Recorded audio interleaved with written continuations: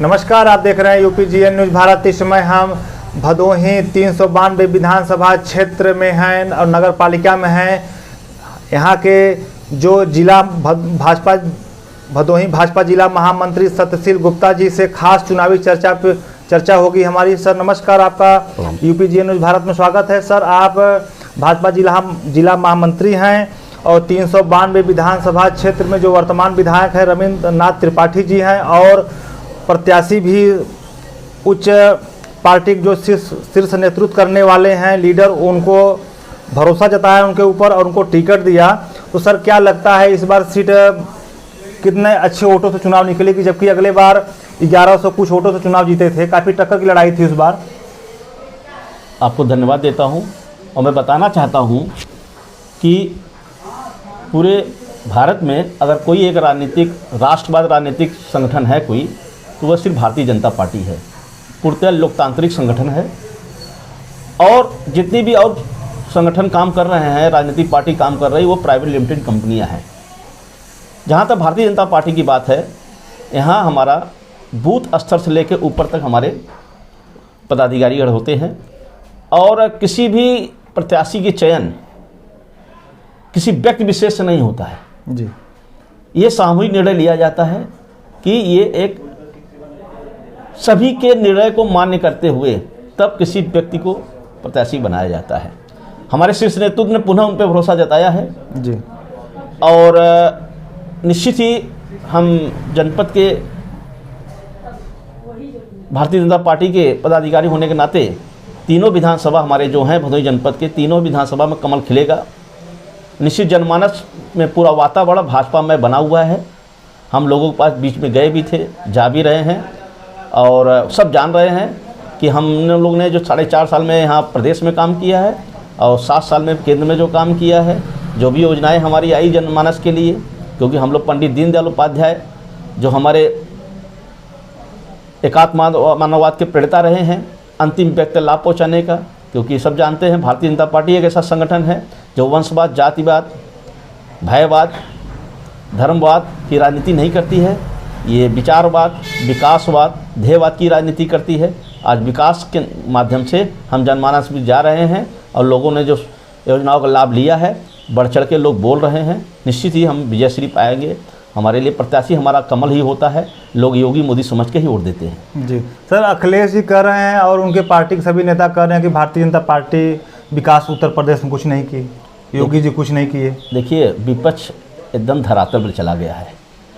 धरातल पे पहले तो 2014 में जब हमारे परम श्रद्धेय जिन्होंने एक भारत श्रेष्ठ भारत का नारा दिया और सबका साथ सबका विकास का नारा दिया, उसे चरितार्थ किया। वो जब प्रधानमंत्री के दायित्व पे आसीन हुए, अपने को प्रधान सेवक कहे, तभी से विपक्ष धरातल पर जाता चला गया। और आज तो निश्चित ही अगर आप कह रहे हैं, अखिलेश जी जो भी कह रहे हैं, मैं नहीं कह सकता हूँ, और वे उनके पास तो कोई शब्द नहीं होना चाहिए कि जिस हिसाब से कोरोना काल में हमारे प्रदेश सरकार ने, हमारे योगी महाराज जी ने इस तरह काम किया एक रक्षक के रूप में प्रदेश के सभी जनमानस के लिए, क्योंकि ये सबका साथ सबका विकास करती है, सबका विश्वास करती है और किसी धर्म विशेष की नहीं, न किसी जात विशेष की, सबकी रक्षा करते हुए उस समय कहाँ गए थे हमारे विपक्ष के लोग? कोरोना काल में सामने कोई नहीं आया था। जिस हिसाब से अपना 56 का सीना लेके से मोदी जी पूरे देश में खड़े थे, ऐसे ही योगी जी हमारे प्रदेश में खड़े थे। आज हम समझते कोरोना से विजयश्री हमारे मजबूत शीर्ष नेतृत्व के कारण हुआ, क्योंकि ये जनता ने हमारे 2014 में मोदी जी को लाई थी, 2019 में पुनः भारी बहुमत से ले आई और 2017 में हमारे ही जनमानस ने हमें कमल के फूल पर बटन दबा के योगी जी को लाई थी और पूरा विश्वास उसको हो गया, जिसको मैंने चयन किया है पुनः हमारा उद्धार करेगा, हमारे लिए काम करेगा। जी सर, आप भी प्रबल दावेदार थे प्रत्याशी के रूप में, आप भी काफ़ी प्रचार कर रहे थे विधानसभा में, आपकी चर्चा खूब थी कि आपको भी टिकट मिलेगा, सीट काफ़ी अच्छे वोटों से निकलेगा। सर क्या कारण ऊपर तक बना कि आपको टिकट नहीं मिल पाया, फिर वही प्रत्याशी जो थे वर्तमान विधायक उन्हीं को टिकट मिला? देखिए, भारत ही नहीं पूरे विश्व की सबसे बड़ी लोकतांत्रिक पार्टी अगर कोई है तो भारतीय जनता पार्टी है जी। लोकतंत्र पर भरोसा करती है और लोकतंत्र के लिए सजग प्रहरी है भारतीय जनता पार्टी। वे बूथ स्तर के कार्यकर्ता क्यों न हो या शीर्ष नेतृत्व में कोई बड़ा पदाधिकारी क्यों न हो, क्योंकि राष्ट्रीय अध्यक्ष ही क्यों न हो जी, सबका सम्मान। और एक हमारे यहाँ जो कार्यकर्ता है, जो छोटे से लेकर नीचे ऊपर तक कार्यकर्ता, कोई भी बूथ अध्यक्ष भी राष्ट्रीय अध्यक्ष बन सकता है जी। और लोकतंत्र के नाते यहाँ सभी कार्यकर्ताओं का अधिकार होता है कि वो अपनी मांग करे। जी। एक राजनीतिक दल के कारण मैंने भी संगठन में काम किया है, अपने काम के आधार पे और लोगों के आशीर्वाद के आधार पे हमने भी अपनी मांग की थी। शीर्ष नेतृत्व ने उनको ज़्यादा अच्छा लगा कहीं ना कहीं कि हम जो हमारे पुराने उम्मीदवार थे उनको ही उतारा जाए, ज़्यादा बेहतर होगा, उनको उतार दिया। तो यहाँ ऐसा है कुछ नहीं है। अगर आपने देखा कई कई जगह विपक्ष की पार्टियों ने जहाँ लगा वहाँ विरोध हुआ, उनको बदलना पड़ा। यहाँ ऐसा नहीं होता है। यहाँ निर्णय एक बार लिया जाता है और ठोस निर्णय लिया जाता है और सामूहिक निर्णय लिया जाता है। और उस सामूहिक निर्णय को हम लोग धातुबाद धन्यवाद भी देते हैं कि जो निर्णय लिया जाता है सर्वोपरि शीर्ष नेतृत्व ने जो कह दिया है वो हमारे लिए करना है। और हम लोग देखिए, हम लोग सेवक हैं, हम लोग शासक नहीं है जी। हम लोग सेवा भाव से काम करते हैं। शीर्ष नेतृत्व किसी भी निर्णय तीसरी आंख से देखता है। अब उसके अंदर क्या है, क्या चाहता है, वो कैसे क्या करेगा, हम जैसे कार्यकर्ताओं का वो उसका विषय है।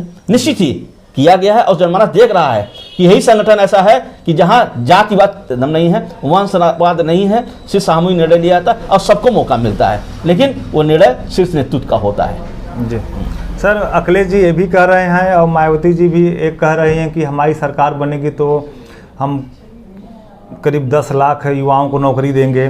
भाजपा सरकार एक भी मतलब कि वैकेंसी नहीं निकाली, इसके बाद युवाओं के ऊपर जो स्टूडेंट हैं उनके ऊपर डंडा चला रही है, लाठी चला रही है, उस पर क्या कहना है? बहुत अच्छा प्रश्न आपका है युवाओं के बारे में।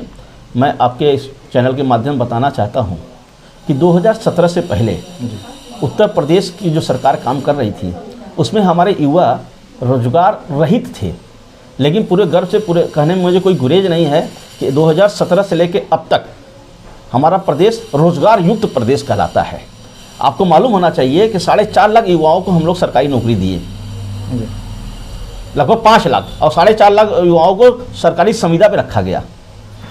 और सबसे बड़ी बात देखिए, जितनी जनसंख्या बढ़ रही है इतनी जनसंख्या के आधार पर लोगों को उतनी नौकरियां नहीं दी जा सकती, कोई भी सरकार आए नहीं दे सकती है।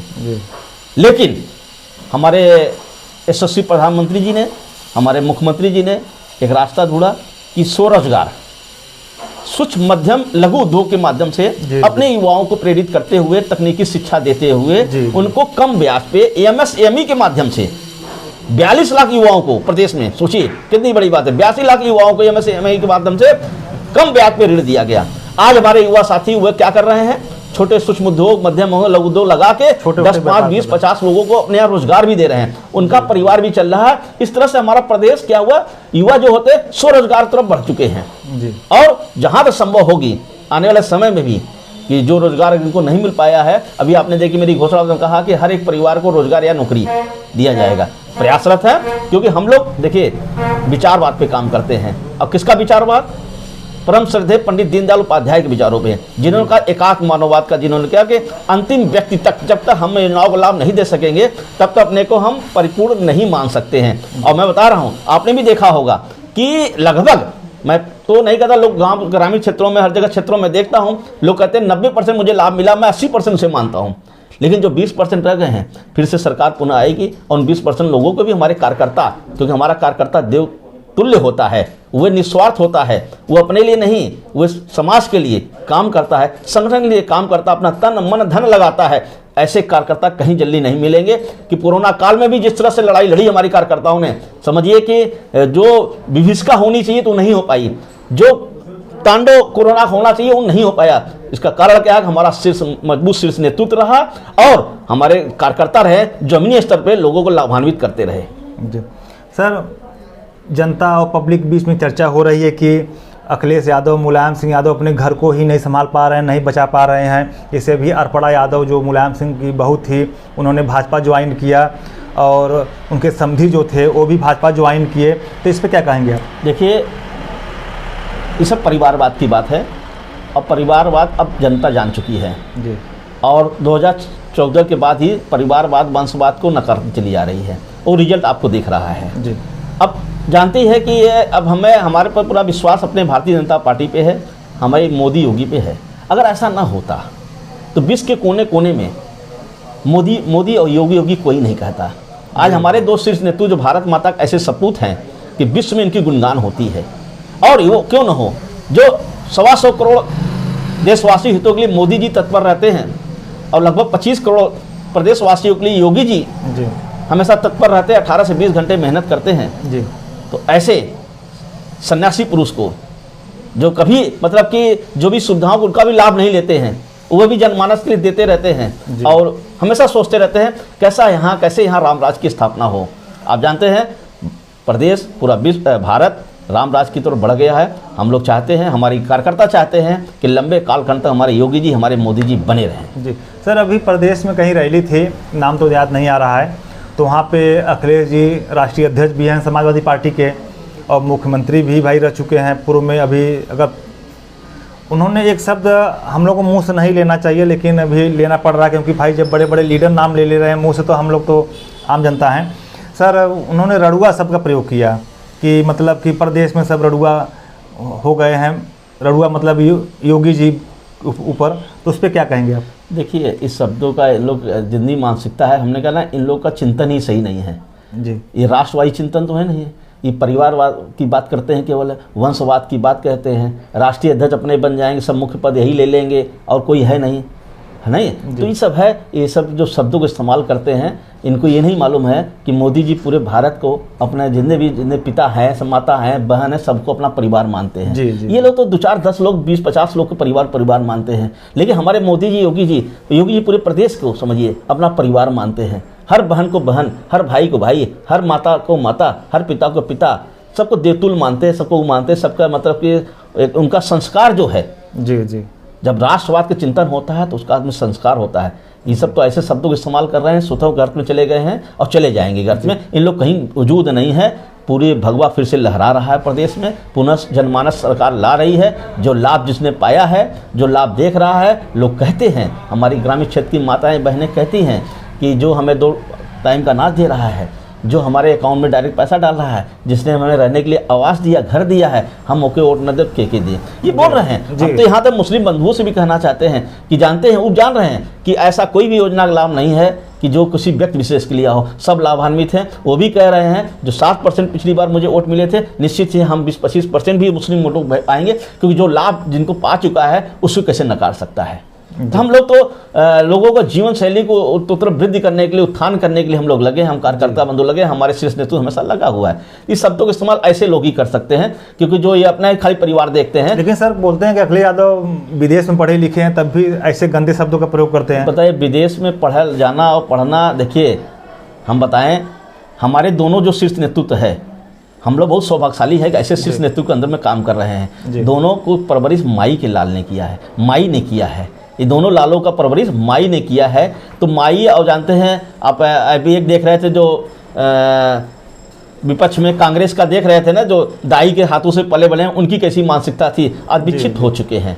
कोई शब्द नहीं है, मतलब कि कहीं ना कहीं मतलब कोसों दूर हमारे यशस्वी प्रधानमंत्री से दूर हैं वो। तो चिंतन नहीं सही है।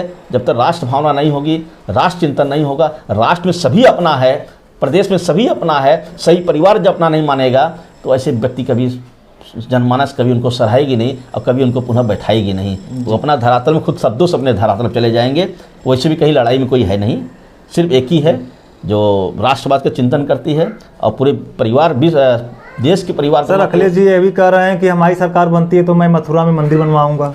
देखिए, कम से कम इतना तो उनके सद्बुद्धि आई कि जब देख रहे हैं अयोध्या में काशी कॉरिडोर और विंध्याचल धाम सब बन रहे हैं, तो उन्होंने मथुरा कह दिया, ठीक है कहा। तो निश्चित है हम चाहते हैं उनकी भी मानसिकता बदले, वो भी समाज के रक्षक बने, समाज सेवा में अग्रणी रहें। हम लोग भी ये अच्छा करेंगे, कहीं कहीं किसी से सीखें, ये बहुत बड़ी बात है। जी सर, एक आखिरी सवाल कि आज विधानसभा चुनाव का पहला 10 तारीख है, 10 फरवरी आज पहला चरण का चुनाव स्टार्ट हो गया है और लगभग 58 सीटों पर चुनाव हो रहा है सर, पहले चरण में। तो सर आपको क्या लगता है 58 सीटों में कितनी सीट भारतीय जनता पार्टी जीतेगी? देखिए, हमारा 7 चरणों में चुनाव है, पहले चरण का आज मतदान है जी, और जनमानस पूरा वहाँ के क्षेत्रों में पूरी भारतीय जनता पार्टी के योजनाओं को लाभ देखते हुए जी और पाते हुए उनके पक्ष में मतदान करने जा रहा है। हम निश्चित 58 सीटों में अधिकतर सीटें लोगों को समझ नहीं आएगा कैसे क्या हो गया, क्योंकि देखिए जनता के बीच रहना और हवा में बात करना दोनों में अंतर होता है। जी ज़मीनी हकीकत ये है कि हम बहुत अच्छे मार्जिन से वहाँ जीत रहे हैं। जी सर, अगर सरकार भारतीय जनता पार्टी की पुनः फिर बनती है, एक इतिहास भी होगा और विपक्ष फिर कहेगा कि ईवीएम में गड़बड़ी हो गई, क्या इस पर क्या कहेंगे? देखिए, अभी तक तो सर कोई भी पार्टी ईवीएम का नाम नहीं ले रही है। नहीं नहीं, वो देखिए शुरू में नारा और नाम जपते थे लोग, जी। लेकिन जान गए कि ऐसा कुछ नहीं है, ये जनमानस उनके साथ खड़ी है। जी। तो जब इसे होता है तो आदमी हार की ठिकरा किसको भोगेगा, सीधे तो नहीं कहेगा, फिर कहेगा ईवीएम ये सब फालतू बातें हैं। वो निष्पक्ष चुनाव कराती है, हमारा चुनाव आयोग पूरा निष्पक्ष चुनाव कराती है, और पूरे हमारे प्रशासनिक अधिकारी सब लगे रहते हैं, और सबके अंदर एक रहता है कि निष्पक्ष चुनाव हो। और जहाँ ऐसी बातें होती है तो ईवीएम कहने के बारे अपने को बचाव के लिए कुछ शब्द कहा जाता है, ऐसा है जी, नहीं। जी, जी। आप लोग देख रहे हैं यूपीजीए न्यूज़ भारत, और जिला भदोही जिले के जिला महामंत्री सत्यशील गुप्ता जी से चुनावी चर्चा पे बात करने के लिए इन्होंने खुल के चुनावी चर्चा पे बात की, और इन्होंने बताया कि आज पहला चरण का चुनाव भी हो रहा है और अधिक से अधिक भारतीय जनता पार्टी की सीटें निकलेंगी और प्रदेश में पुनः भाजपा की सरकार बनेगी। आपका सर बहुत बहुत धन्यवाद।